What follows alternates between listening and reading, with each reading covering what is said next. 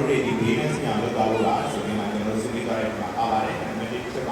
နံပါတ်2တစ်ချက်က AMO တုံးနေဆိုရင်လုပ်ငန်းရဲ့တိုးတက်မှုကိုလူတွေနဲ့တွဲပြီးတော့မှတိုင်းတာတာဖြစ်တဲ့အတွက်ကျွန်တော်တို့တွေဒီကျွန်တော်တို့ရဲ့ဝန်ထမ်းတွေ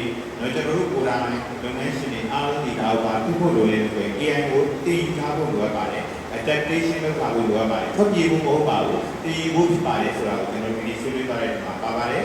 နောက်တစ်ခုကတော့ကျွန်တော်တို့တွေဒီ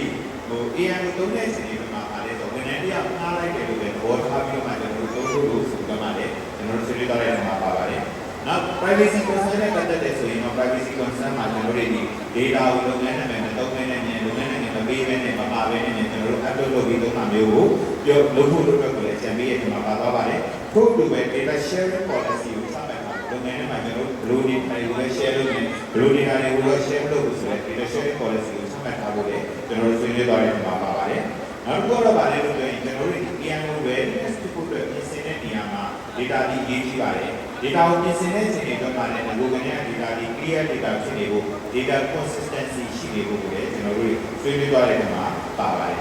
နောက်တစ်ချက်ကတော့လုပ်ငန်းရှင်တွေကောင်းမှမှာဖို့အတွက်ကျွန်တော်တို့ပါပါတယ်ဒါလည်းဆိုတော့လုပ်ငန်းရှင်တွေကောင်းမှမှာပဲနဲ့ငါတိငါတက်မဟုတ်တော့ပဲနဲ့ငါတို့မှတင်ယူစရာတွေအများကြီးရှိပါလားလူငယ်တွေငါတို့လည်းပို့ပြီးတော့မှတက်နိုင်မှာလားဆိုတဲ့ concept လေးထည့်ထားဖို့လည်းကျွန်တော်တို့ဆွေးနွေးသွားတဲ့နေရာမှာပါပါတယ်နောက်ဆုံးတစ်ခုပြောရမယ်ဆိုရင် AMO safety လို့ကဲလို့မသုံးဘဲနဲ့အသေးအဖြတ်စာရောက်တာမသုံးဘဲနဲ့เนาะ AMO အသုံးချနိုင်ဖို့အတွက်ကိုယ်တိုင်လေ့လာကြရတယ်အများကြီးရှိရဲဆိုတာလည်း